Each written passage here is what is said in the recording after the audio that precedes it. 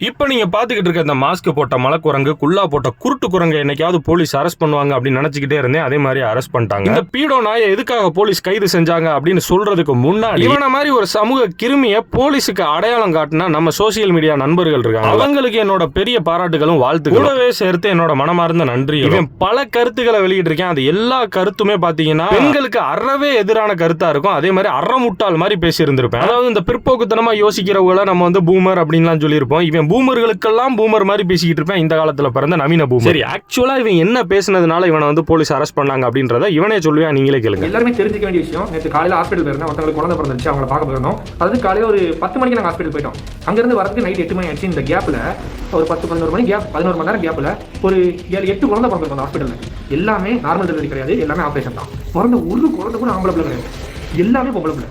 நான் ஏற்கனவே ஒரு பல வீடியோ இருக்கேன். ஆண் குழந்தைகள் பிறக்கிற எண்ணிக்கை குறைஞ்சிருச்சு, சுத்தமாக குறைஞ்சிருச்சு. இன்னும் போற பக்கம் பார்த்தா இப்படி வருங்காலத்தில் ஒரு ஆம்பளை 2 பொம்பளை கல்யாணம் பண்ண வேண்டிய சிச்சுவேஷன் வரும். இதை கவர்மெண்ட் கண்டுக்க மாட்டேங்குது. அதாவது நான் சொல்ல போற சிலர் கோவம் வரும். நானும் உண்மையை சொல்றேன், என் மனசுல இருக்க சொல்றேன். ஒரு வீட்டில் ஒரு குழந்தை பாருங்க, அது முதல் குழந்தை என்ன குழந்தையோ அது அவங்க தலையில் இருக்கு. ஆனால் 2வது குழந்தை என்ன குழந்தை வயிற்றுல இருக்குங்கிற பார்க்குற உரிமை நீங்க கொடுத்தா மட்டும்தான் ஆண் குழந்தைங்களோட பிறப்பு அதிகப்படுத்த முடியும்.